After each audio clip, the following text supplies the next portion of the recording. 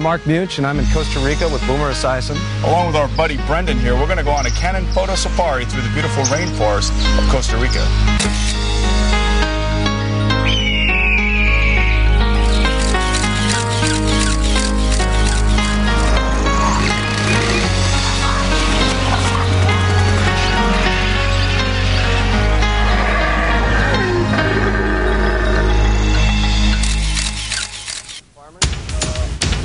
In some ways, the similarities are uncanny between the jungle and the field. For one thing, you never know what'll hit you next. Other times, you have to improvise to come up with a winning shot. But by and large, for Boomer Esiason, these jungles are a world away from life on the field and in the booth. Beneath Costa Rica's overcoat of jungle and forest is a land of surprise and enlightenment, where cappuccino rivers boil with more accessible white water than anywhere else in the world. There are beaches that have never seen footprints. There are animals, insects, and birds found here that exist nowhere else. Amidst all this is a city buzzing with people and pride that defy definition as third world. In a country half the size of Ohio are extremes ranging from progressive to primitive. Probably nothing else in the jungle is as much a castback to primordial times as the iguana. Boomer and Mark traveled to Encangardo Iguana Reserve to capture the lure of this living fossil. Jeez, I think this thing is going to be awesome, isn't it? I think you're going to have to carry this guy, Boomer. Oh, look at this baby right here. Wow. He's a baby. Oh, he's a baby. Yeah, okay, big smile. We just don't want him. Look at that guy. Okay. How old do you think he is? Ooh, look at that. What is this right here? I don't know. Don't ask me. Wow, look at that. Take a picture. Take a picture. Okay. Hey, you guys have a resemblance a little bit. He weighs about 40 pounds. 40? Yeah, he weighs just about as much as you do. yeah, that's He's right. about as tall as you. He's my brother. He's about as tall as you. Long-lost brother. But that, he looks great. You want to go put him out in the tree and we can take pictures of him? You want to do that? Yeah, let's do that. He's got a real nice... Let's go do that. All right. Well, We'll go right sounds down good. this path. We'll go right down that path there? Just don't drop him. See? Ooh, There's this a is couple really shots incredible here. because, I mean, he actually looks like the tree. Yeah, he's blending in real well. And there's a shot right here with just his hand or his claws and the face. Right. You know, you don't have to use the whole tail and everything because then you get in too much of the background. And it What gets are we lost. looking at in terms of lighting now? It's great, soft lighting. And in fact, what you've got right now is little bits of shade and light hitting him, kind of dappled light. Let's watch when he turns his head there, just like that. So, right, you're saying take kind of his... Just the upper his, part of his body. his elbow and the head, that forms a nice little shot there with the tree.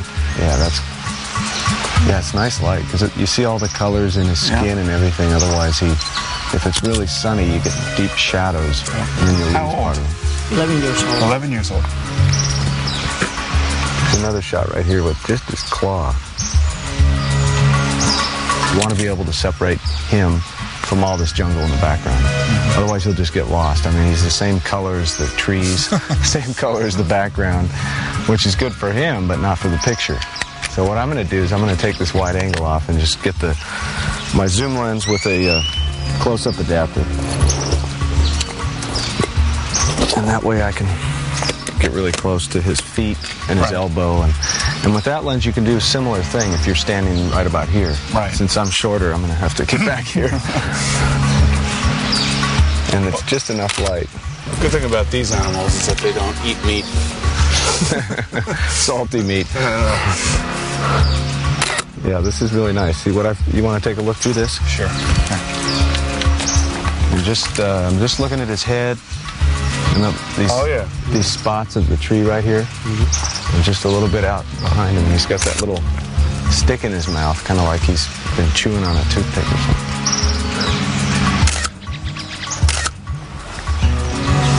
That makes for a good picture.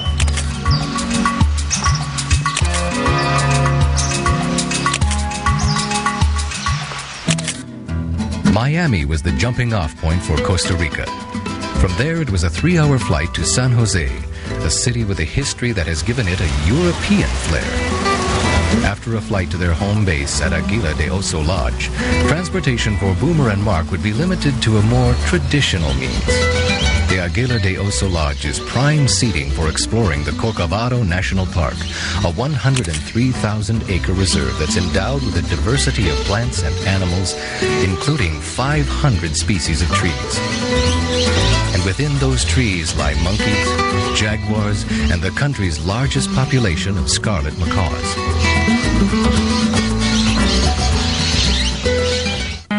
The Canon Photo Safari is brought to you by Canon. So advanced, it's simple. Kodak Advantix System, a better way to take pictures. Further, with over 800 locations, it's no wonder Ritz is America's favorite camera store. And by Ford and your Ford dealers. Have you driven a Ford lately? One poet recently referred to Costa Rica as a sanctuary of the mind. In a region of the world associated with upheaval and revolution, Costa Rica has come to be known as a progressive country with a land and people that are pastoral and peaceful. Tony Jimenez, a locally born naturalist and guide, provided valuable information about the animals, as well as where to find them. We heard the monkeys there in the ficus tree. Yeah. Because, you know, the ficus. That monkeys is different with spider monkeys or square monkeys or white-faced monkeys because they are territorial. Right. Okay. They are territorial. They live in small groups. How big do they get? It's not too big. It's medium size, about 7 pounds. 7? 7 pounds. Howler monkey. They make a noise for, they are territorials. And they make the noise for the other male and the other group. Don't come into mix. What about us? They are dominant. Can we go over there? Yeah, maybe they make noise because we are in the territory with the monkeys. Right. Yeah. In Costa Rica, like so many Central American jungles and forests, one voice pierces the silence like no other. It is that of the howler monkey, and his song is unmistakable. Because of a special bone in his throat, the howler monkey's voice will carry for miles, a cacophony that begins with a series of low grunts, eventually deepening to long, deep roars. The howler group is dominated by one senior male and will include up to 20 members who will spend almost all of their time in the treetops, dining on a buffet of flowers, fruits, and tender leaves. This is my machete. Yeah, I was going to say. Just like Manhattan. It's a jungle. Makes me wonder how I keep from going under. Oh, yeah.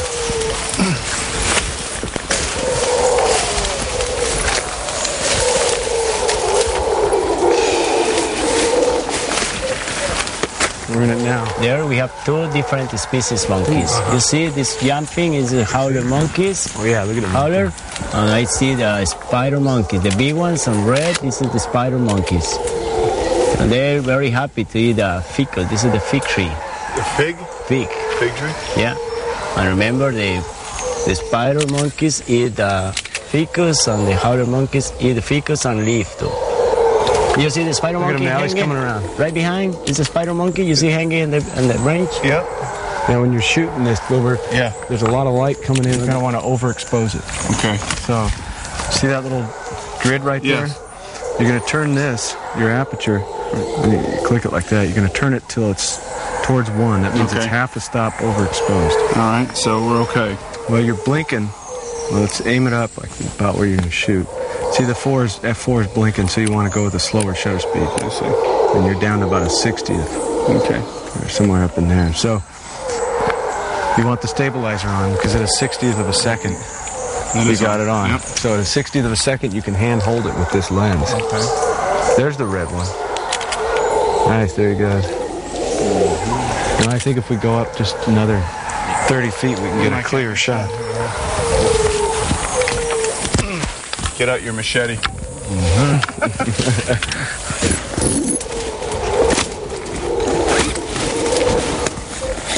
You look over there, in the open area. She's going right across, crossing the vine.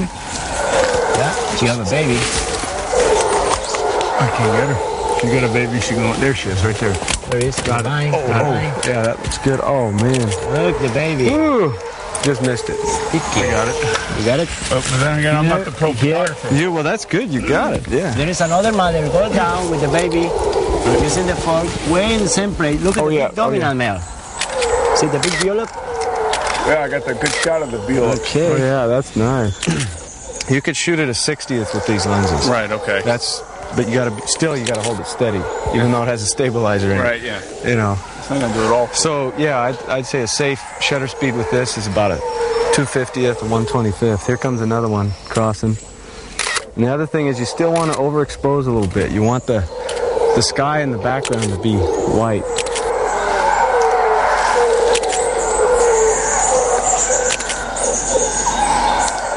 One of the bird world's most comical, colorful, and quickly recognized characters is the toucan. His enormous bill and six-colored body are thought to frighten off enemies. For food, the toucan will eat fruits found in large trees, using the serrated edges of his bill to carve away at the meal. There are several different species of toucan, each endowed with a distinctively vivid color scheme. In a world of endless shades of green, the toucan provides a brilliant splash of paint, as well as a photo opportunity that's equally as colorful. You were at a 45th of a second. That's a little slow to shoot this. I'd go to 125th. Okay. 125th, you know, with the stabilizer on, that'll keep you still.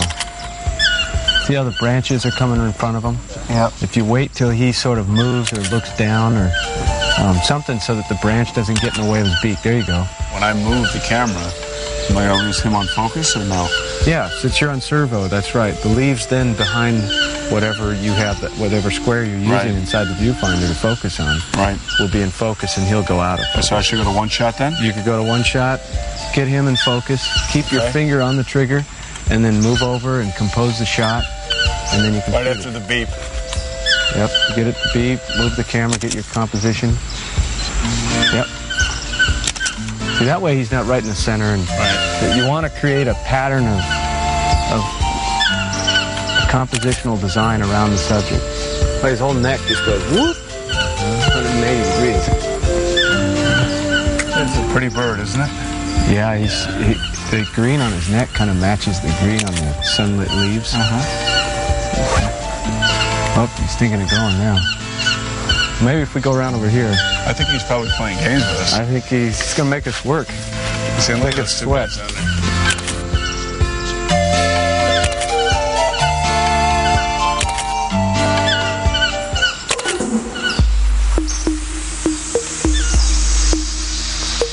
It's not too deep, but you go down, you have your shoes wet, okay? See? A little slippery. A little bit slippery, be careful, okay? See? Watch yourself, Tony. Yeah. This is the real rainforest, you know?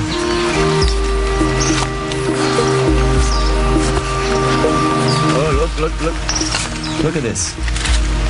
See the spiders? Oh, wow. Is that poisonous? No, Is this it's even not playing with it? poisonous. Well, you just touch it. We call golden wet spider. You touch the wet. You know why we call golden wet? It's very strong. Boy, look at him. Very strong. Yeah, Nifila, as we call. Well, I can get a good shot here. The nail is very small. Very, very small. I see the male. There's a male up there. Yeah, it's a nice close-up shot. It's a colorful spider. Great shot. All right. Yeah. I'll tell you what, could you imagine if this thing was like, you know, a couple 100 feet high? How about a couple 1,000 feet high? Forget it. It's only the trail for people going the other side.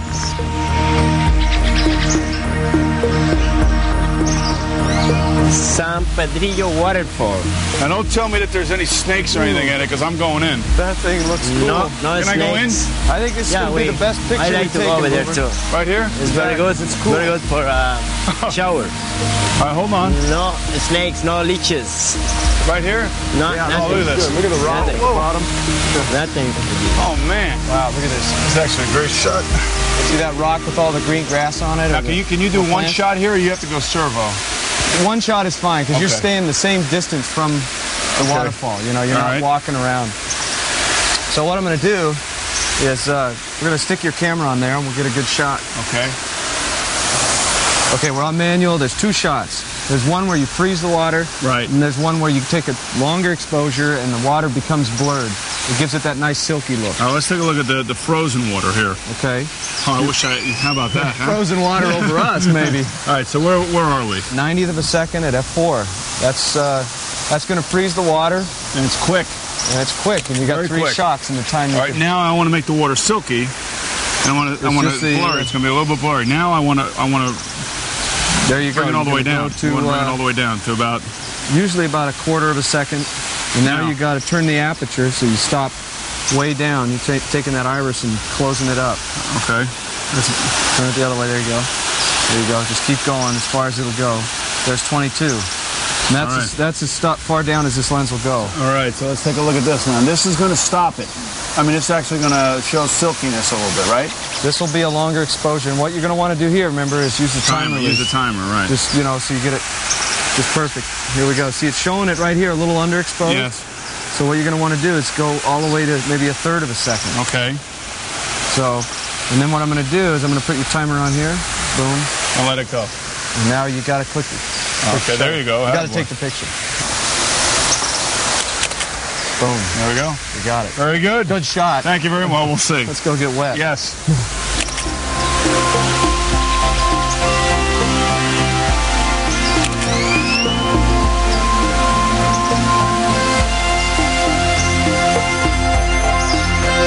And now, Canon presents Viewpoint, focusing on Canon's system of over 50 EF lenses. What I have here is an extension tube, and I use this in places like Costa Rica where I don't want to take a macro lens. It's so lightweight and small, it's easy to handle. Now what you do is you put it on the camera and then attach it to your normal lens. Now I'm able to focus twice as close as I would normally be able to focus, thus filling the frame with the entire subject. Now the only disadvantage of this extension tube is that I'm not able to focus at infinity. Grupo Taka, the best way to fly to Costa Rica and the rest of Central America. Call 1-800-493-8426 for the best fares available. The Canon Photo Safari is brought to you by Canon. So advanced, it's simple. Kodak Advantix System, a better way to take pictures. Further, with over 800 locations, it's no wonder Ritz is America's favorite camera store. And by Ford and your Ford dealers. Have you driven a Ford lately? While on safari, we use equipment provided by Lowepro and Ex Officio. Read more about Canon Photo Safari in Outdoor Photographer, the magazine for scenics, wildlife, travel, and sports. Subscribe now and receive a free photo tips guide. Call 1-800-4PHOTOS. There is something about challenging and unique geography that brings out the best of Mark Munch. From oceans to deserts, valleys to peaks, or in this case, the jungle, nature is a subject matter that is the focus of many of his books and articles. As a highly noted landscape photographer, Mark has an eye for the subtleties of Mother Nature's handiwork. Today, however, nature's display is anything but subtle. This is a special time for me because I'm getting to spend special time with you. Oh, thank you. Especially when, it comes to a sunset. A sunset on a rocky beach. I don't want you to think of me as romantic now, getting you out here and taking this shot. When I'm shooting a sunset like this, I want to keep it on manual. Right. Because there's nothing moving, the sun's going down slowly. I'm not looking for stopping the action with a fast shutter speed. The thing is, I'll tell you what, I really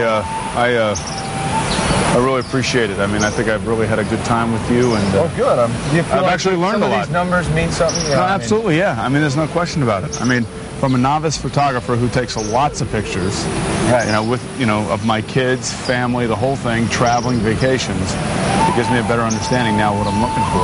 Well, good.